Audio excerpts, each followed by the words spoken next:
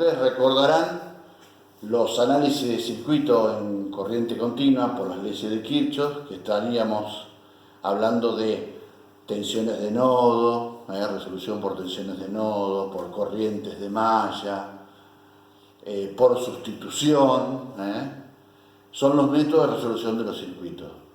Acá vamos a presentar el teorema de Thevenin, que el teorema de Thevenin es una simplificación del circuito. Es decir, en lugar de plantear un número incalculable de tensiones, de ecuaciones con tensiones de nodo o de corrientes de malla o mallas, Thevenin nos viene a proponer de que en cualquier punto de un circuito que tengamos tensión, podemos sacar un circuito equivalente.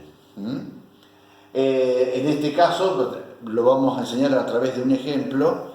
Lo pueden leer el enunciado bien en el libro, pero fundamentalmente para que entendamos el concepto de lo que es la resolución de circuitos por el teorema de Thevenin. Él dice que dado un circuito, por ejemplo como este, se puede hallar entre estos dos puntos A y B, uno similar, de iguales características, pero que responde a una fuente casi en serie con una resistencia, que esto le llamamos tensión de Thevenin y R de Thevenin, y con la salvedad que hizo, que esta tensión de Thevenin es equivalente a la tensión BAB, quiere decir que B de Thevenin es igual a BAB, y que la resistencia de Thevenin va a ser una resistencia que, vista de estos bornes, va a ser la equivalente cortocircuitando la fuente de tensión o abriendo las fuentes de corriente. Entonces, para hacer la resistencia de Thevenin, acá esta fuente la tendríamos que cortocircuitar, pondríamos esta resistencia, esta otra resistencia,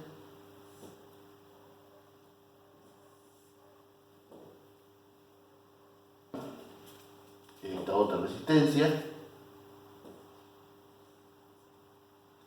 R2, R1, acá los puntos A y B, y visto desde aquí, tendríamos que sacar una resistencia equivalente. En caso que visto desde aquí, de estos puntos A y B, la resistencia de Thevenin, en este caso, va a ser R1 en paralelo con R2. Y ahí tenemos el equivalente de Thevenin. Y así siguiendo con los demás circuitos. Por ejemplo, podría llegar a haber otra resistencia más acá, una resistencia más aquí.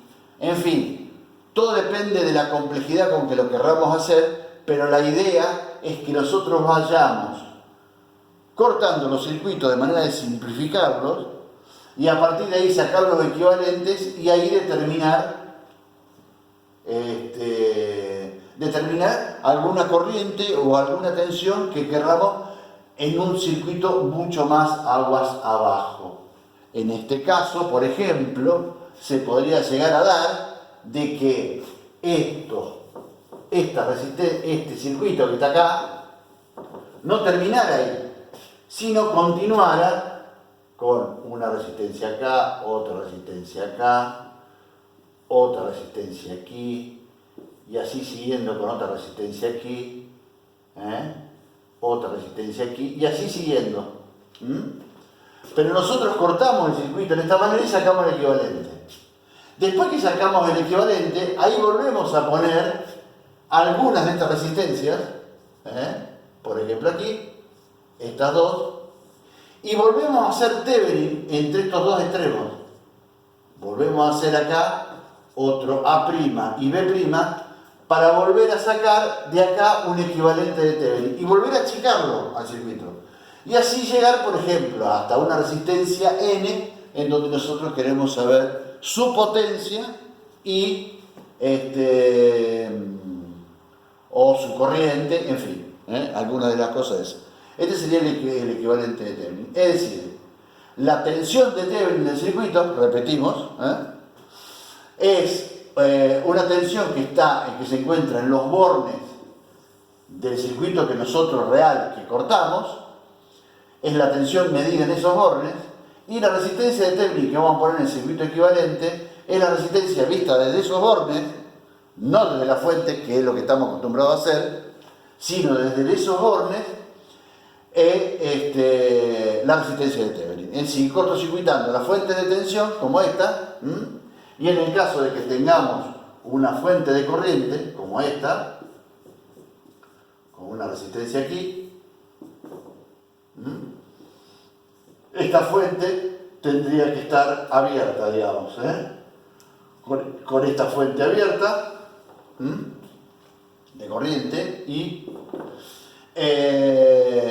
tendríamos que calcular el equivalente de Thevenin.